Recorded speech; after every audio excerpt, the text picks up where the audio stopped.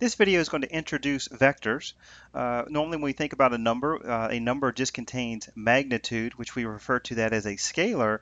But when we think of a vector, that's going to be representing a directed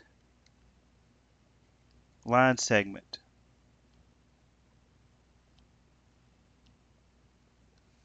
And what that really means is that when we say that a vector is a directed line segment, that means it doesn't only contain magnitude like a scalar.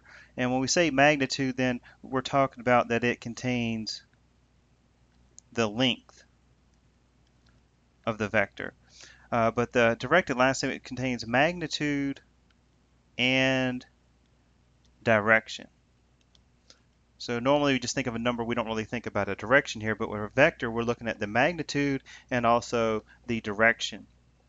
So if I was to look at a vector here that's given to us, let's say that we have a starting point here at P, and then we go out this direction and we have a arrow that indicates we're going here in the direction of point Q. And point P here, we will note that using P sub 1 comma P sub 2 as your X and Y coordinate. And up here where we stop at point Q, we'll call that Q sub 1, Q sub 2. And where we start at, this is called the initial point. And then Q would be our terminal point where we stop.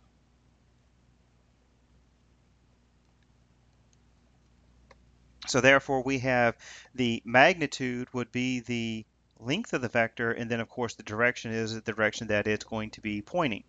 So here we have the magnitude, and the notation for the magnitude or the length of the vector, we're going to use, it's like using double absolute value bars. And the notation you'll see is if we call this here V, and a lot of times if you read in a book, you will see that to indicate this is a vector V, then you're going to see bold print. Now I can't really put bold print here to represent V, so normally you'll see a line drawn over this, and when we see this, this is representing our vector. So if we think about the magnitude, then the notation we could use is we're looking for the magnitude of V. Now another way we could do this, and you won't see this as often, but we could also indicate this as P to Q, and we would have P from point P to Q, and we'd draw an arrow like this, meaning that P is the starting point, Q is the ending. And of course we could put the bars here, and that means we want the magnitude of the vector P to Q, or to use one letter, we could use the magnitude of V. So now the question is, how do we actually count the magnitude? Well, if the magnitude is simply the length, then we're really just looking at the distance from point P to Q. So here, the magnitude, we could think of this as simply as the distance formula, okay? And that's going to simply be the square root of, and the notation we had before was like y2 minus y1 squared plus x2 minus x1 squared.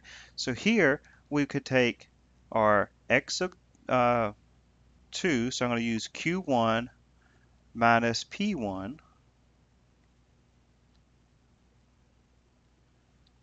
squared plus q2 minus p2 squared.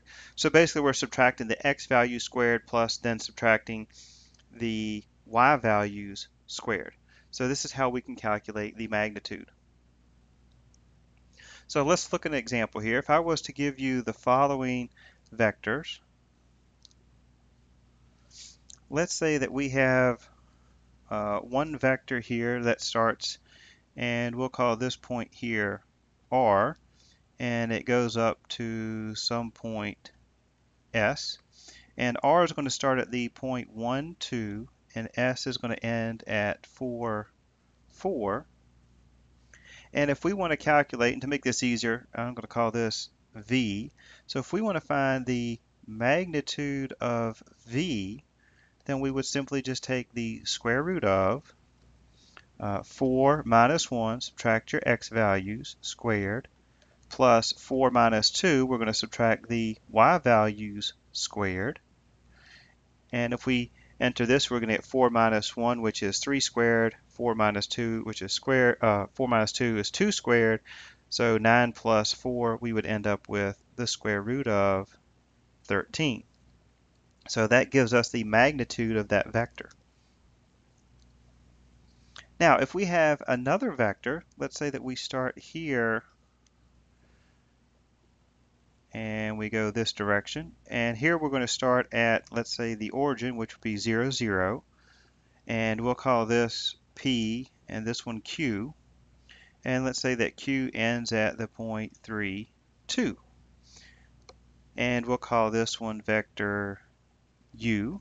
So if I want to find the magnitude of U, then we would simply do the same thing. We would take 3 minus the square root of 3 minus 0 squared plus 2 minus 0 squared. And of course, because our initial point is the origin, we have 0, 0, so we're not going to subtract anything away. So we just end up taking 3 squared plus 2 squared, which once again is the square root of 13. So now, both of these vectors, v and u, have the same magnitude. So my question is, does that mean that these two vectors are equivalent? Well, you might think so at first, but we have to also remember what was the definition for a vector. It is a directed line segment that has magnitude and direction. So we have the same magnitude, but we need to make sure we have the same direction. Well, we can look at this and tell that they're actually pointing in the same direction, or we could even calculate the slope, which in this case would be 4 minus 1. Whoops, I'm sorry. The y value. So if we're looking for the slope, it's y2 minus y1, so that's 4 minus 2 over 4 minus 1. So we would have a slope of 2/3. And if we were to calculate the slope of the other vector u, we would do the same thing. We would have 2 minus 0 over 3 minus 0, which we get the slope of 2/3. So here the vectors are equivalent because they have the same magnitude and they're pointing in the same direction with the exact same slope. So these two vectors would be equivalent. All right, next I want to look at what we mean by standard position.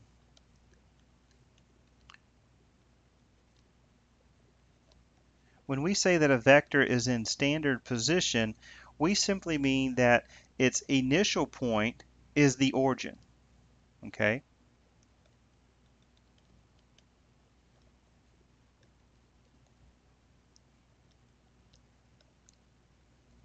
So what that means, if we look at the previous example of the two vectors, then we know that this vector here, u, it starts at 0, 0, goes to 3, 2.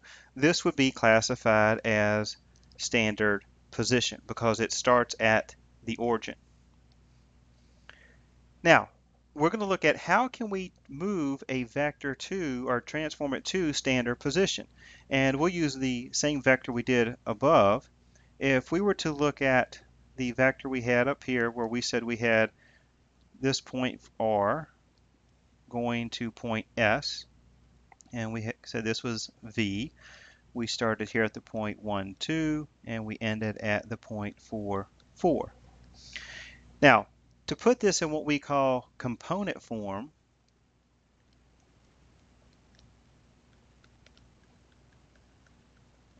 we basically want to move this vector so that it is actually starting, and let me move this a little bit here. Move this up a little bit. We want to move this vector so that it starts at the origin here and goes up to some point. And what we want to figure out is what is going to be this particular point. And that's what we're going to do when we put this in component form. So to do that, if we want to go from point P to point Q to find this component form, then we're going to actually take and use kind of these brackets to indicate component form. And we're simply going to take Q1 minus P1 and that'll be your x coordinate.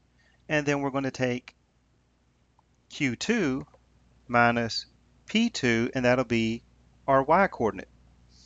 So if we look at that and apply that here, if we're looking here for u, then the component form would be q1 minus p1, so that would be 4 minus 1, comma, q2 minus p2, so that's 4 minus 2, and we would end up with our vector 4 minus 1, which is 3, and 4 minus 2 is 2. So here, using the brackets, this is indicating our component form. And that way, we don't need to use 2 points to represent the vector. Over here, we would have to say this point here is 3, 2, using parentheses, starting at the origin 0, 0 and going to the point 3, 2.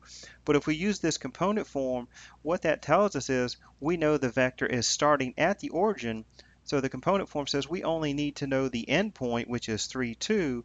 So when you see these brackets, that tells you the endpoint of the vector, and we know the initial point is always going to be at the origin when we see this component form notation. Now, the nice thing about having your vectors in component form, and typically that's how we're going to write the vector, is that we can easily calculate the magnitude. So for example, if we have our vector u is equal to 3, 2, and this is component form, then if we want to calculate the magnitude of u, then we can simplify our formula. Notice the formula we used up here to find the magnitude, we had to use basically the distance formula by subtracting our points. But what's going to happen is, because we're subtracting away 0, and we did this earlier looking at the example here, when you look at how we subtracted the points, notice we're subtracting 0 away, so there's nothing to subtract. So really all we were doing is squaring the 3 and squaring the 2, and that's what we have here in this component form. So the magnitude would simply be the square root of 3 squared plus 2 squared, which would give us the square root of 13. So there's the advantage of, or one of the advantages of knowing component form. So if we want to look at a formula for this in our component form, then we could say the magnitude, if we're in component form, where v is equal to, we'll call this v sub 1 comma v sub 2. If we know component form, then the magnitude of that vector is simply the square root of v sub 1, which is the x-coordinate squared, plus v sub 2, which is the y-coordinate squared. So this is kind of a quick and easy shortcut for calculating the magnitude if you're in component form. All right, 2 more terms that we want to talk about is, one is the unit vector. And if we have a unit vector, and then that simply means that we have a vector that has a length of 1. Or in other words, if this is v, it has a magnitude of 1 unit. So a unit vector means the vector only has a length of 1. And you probably can guess, if we have the 0 vector, then that means that the magnitude of your vector is equal to 0. So really at that point, the 0 vector, you're just having a point, so that means that there is no length. Okay, so those are 2 vectors that will have some importance as we go throughout the chapter, and we'll refer to these a little bit later in later videos. So for right now, I want you to make sure you understand that vectors are directed line segments that contain magnitude and direction, and how we can calculate the magnitude, and then also how can we rewrite our vector so that's in standard position, and how can we come up with our component form. Well, that's when we put our vector in standard position, when we use this component form, which says Q1 minus P1, which once again is simply taking Q1, P1, you're subtracting your X values, and then you're going to take Q2 minus P2, where you're simply subtracting your Y values. And then of course, once we know the component form, then the shortcut for finding the magnitude is simply squaring the X and adding that to the square of your Y value and simply taking the square root.